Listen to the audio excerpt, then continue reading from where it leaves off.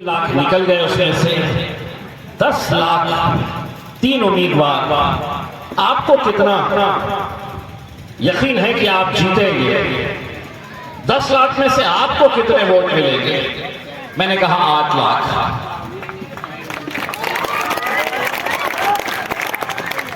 उसने मेरी तरफ देखा और उसने कहा क्या मजाक कर रहे हो? मैंने कहा शुरू किसने किया?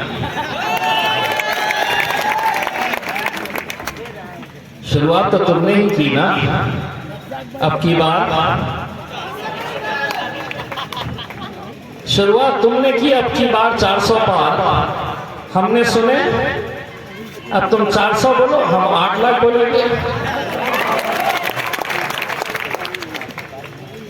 भाइयों, आज वक्त और हालात इस मुल्क के अंदर ऐसे बनाए गए हैं।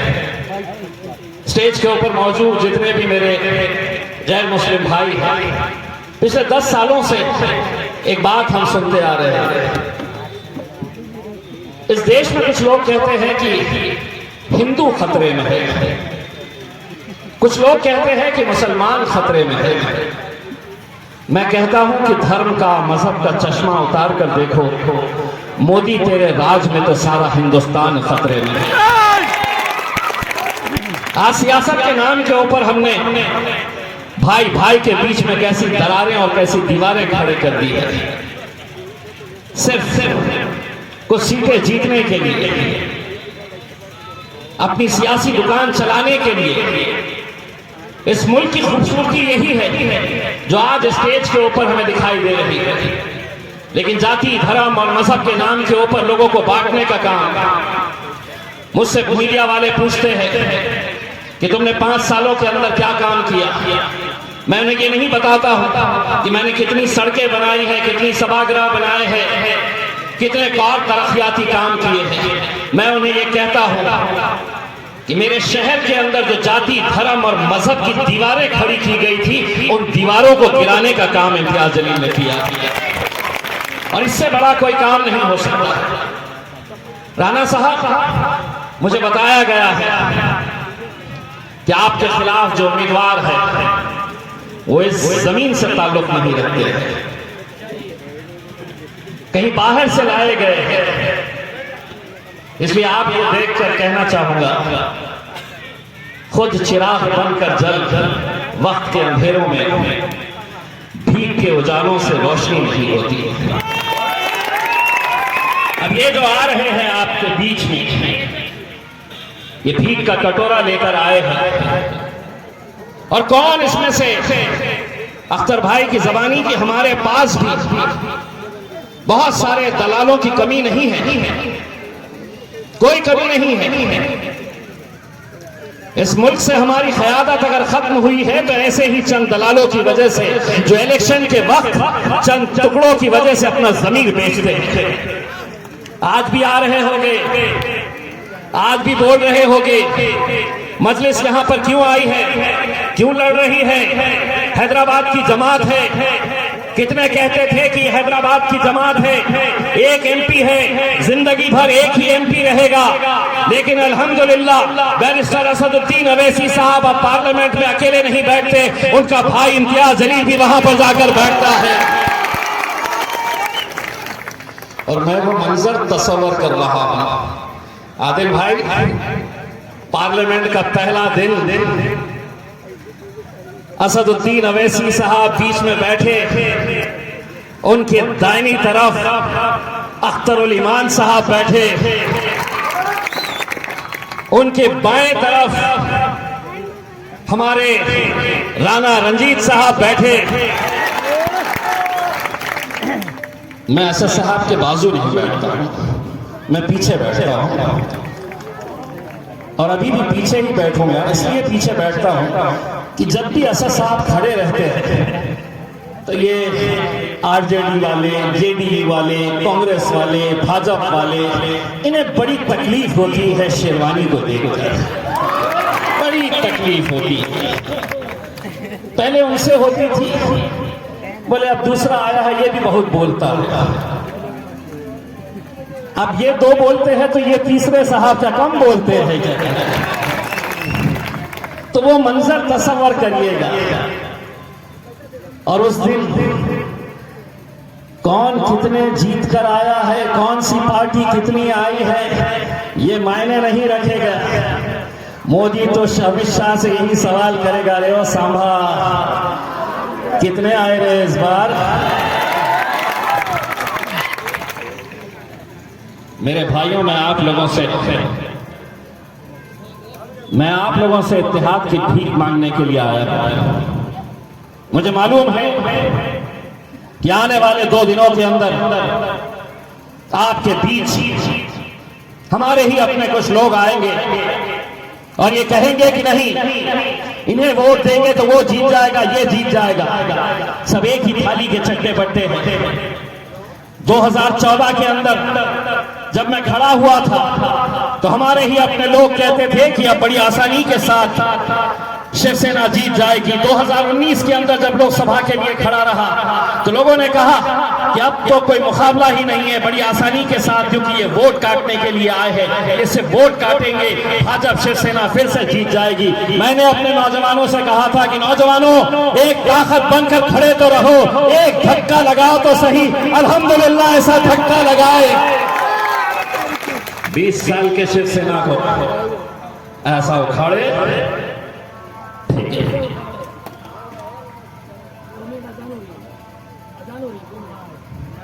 आजान नहीं हो रही है, नहीं हो रही अभी है।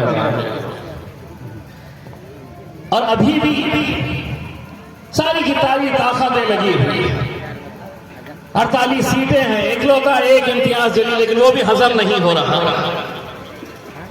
आज मुझे इस बात की खुशी है कि आज से 10 साल पहले जिस जमात को देखने का नजरिया लोगों का था, आज असदुद्दीन अवैसी साहब की मेहनत का नतीजा है कि आज हमारे पास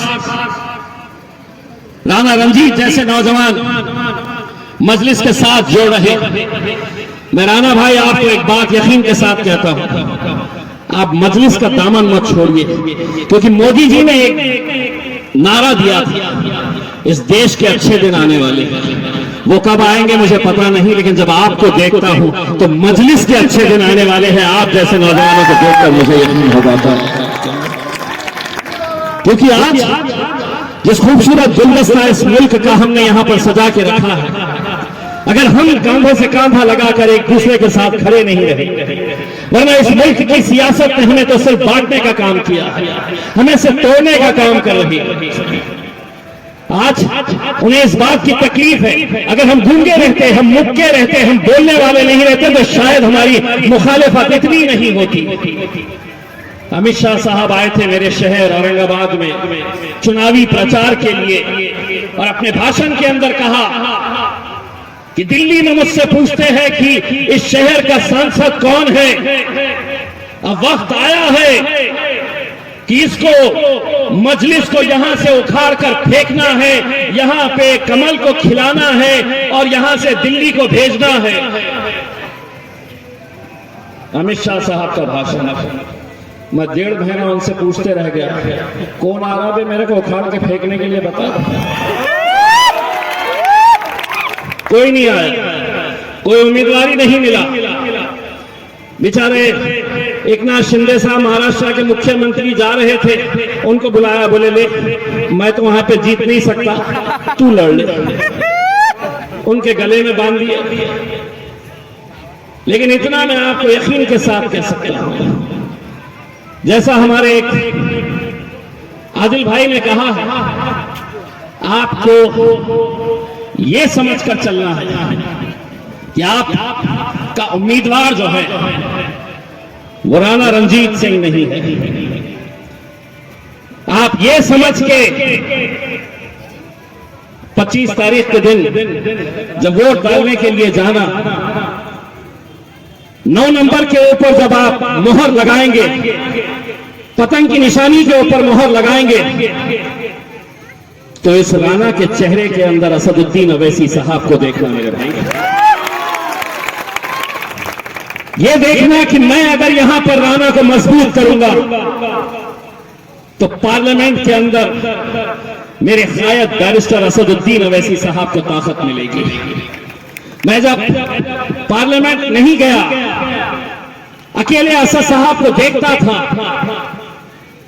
मेरे मन में एक सवाल आता था कि एक अकेला एमपी 542 सामने बैठे हुए एमपी अलग अलग पार्टियों के, जो तुम्हें सिर्फ नफरत की नजर से देखते हैं कि ये चुनकर कैसा आया है, क्योंकि इसकी कौम को तो हमने सिर्फ एक रबर स्टैंप बनाकर रखा है कि हम 5 साल के बाद आएंगे, तुमसे कहेंगे वोट देना, तुम वोट देते रहना, हम हुकूमत करेंगे, हम सत्ता में जाएंगे, हम एमपी बनेंगे। ये कैसे चुनकर आ गया? जब असद साहब को मैं बाहर से देखता था तो मुझे ये एहसास होता था कि इस शख्स को इतनी हिम्मत कहां से मिलती है। जब मैं अंदर गया, उनके बाजू बैठा जाकर, तब मुझे ये एहसास हुआ मेरे कायद बैरिस्टर असदुद्दीन अवैसी साहब को अगर कहीं से ताकत मिलती है तो यहां से ताकत मिलती है। मेरे भाइयों, आप लोगों से ताकत मिलती है। यहां पर अगर आप ताकतवर रहेंगे, आप मजबूत रहेंगे, हमारा सर शर्म से झुकने मत दो मेरे भाई, हमारा सर शर्म से झुकने मत दो। हिंदुस्तान के अंदर 2019 में महज 3 सीटें हमने लड़े थे पूरे हिंदुस्तान में, 3 सीटें। फिर इल्जाम लगाया जाता है कि नहीं, ये भारतीय जनता पार्टी को जिताने के लिए, इनकी मदद करने के लिए खड़े। 3 सीटें 543 में से।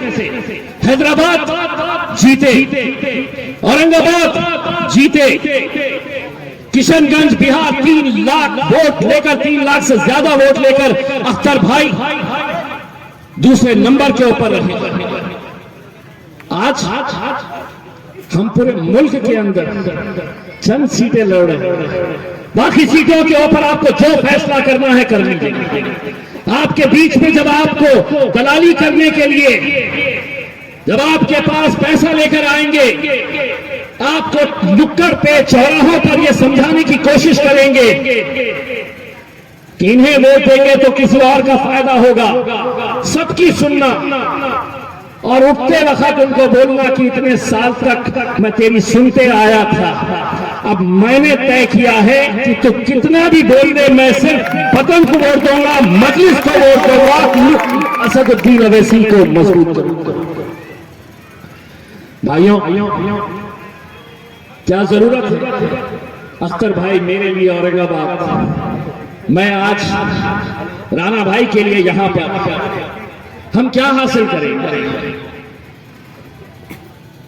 मेरे भाई, जब तक हम अपनी क़यादत मजबूत नहीं करेंगे, जब तक कुछ ईमानदार लोग पार्लियामेंट के अंदर जाएंगे नहीं, जो सच्चाई का सामना नहीं करेंगे, वरना मुल्क के हालात तो मैं आपको लिख कर देता हूं, यकीन के साथ आपको मैं बताना चाहता हूं, 2024 के अंदर अगर इनकी हुकूमत आई भाजपा की, तो कैसे कैसे कानून लेकर आने वाले हैं, कैसे समाजों के बीच में, जाति धर्म और मजहब के बीच में बड़ी बड़ी दीवारें खड़े करने की जो कोशिश होने वाली है। उस वक्त ना कोई राजद का एमपी खड़े रहने वाला है, ना कोई जेडीयू का, ना कोई कांग्रेस का, ना एनसीपी का।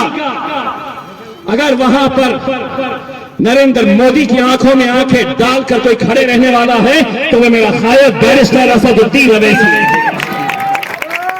और उन्हें यही बात सताती है, यही तकलीफ उन्हें होती है कि ये कितना अकेला होने के बावजूद भी कैसा लड़ रहा है, सच्चाई के लिए लड़ रहा है। मेरे भाई, आज ये इलेक्शन सिर्फ एक इलेक्शन नहीं है कि तुम जाएंगे और किसी को वोट देकर आ जाएंगे। आज पूरा राजपूत समाज हमारी तरफ नजरें लगाए हुए है।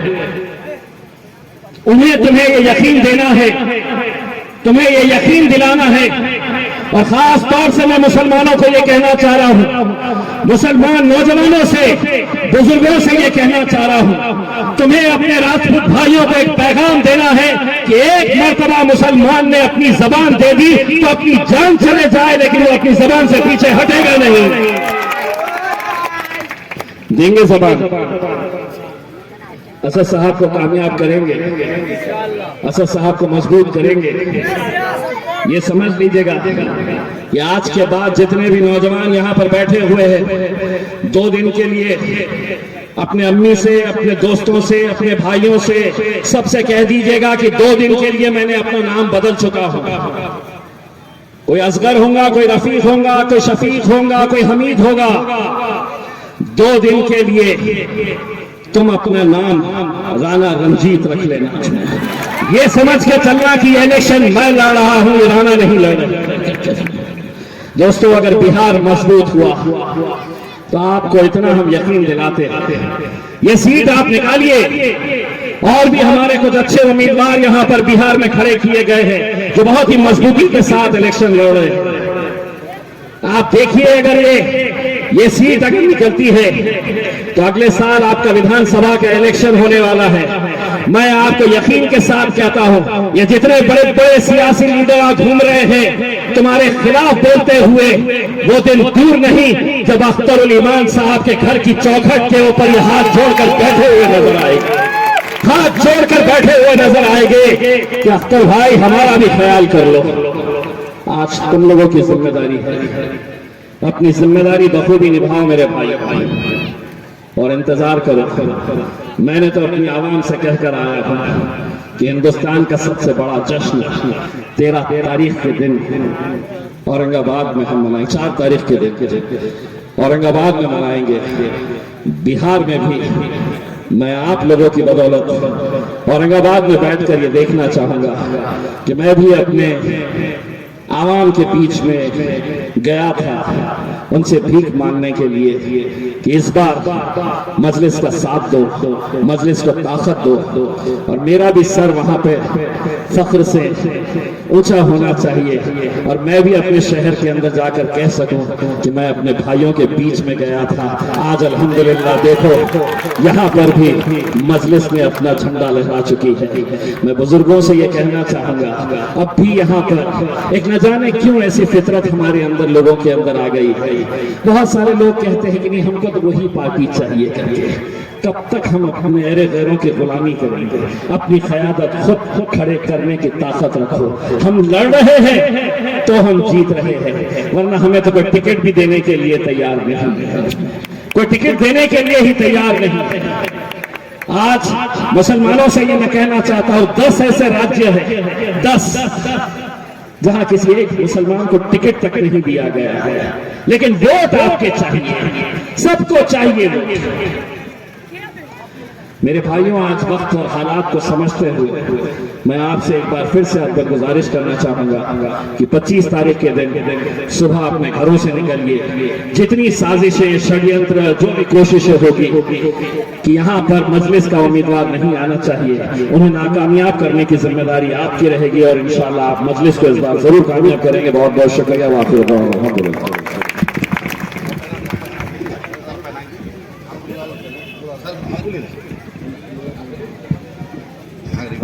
नौजवानों, बुजुर्गों, अजीजों, जाते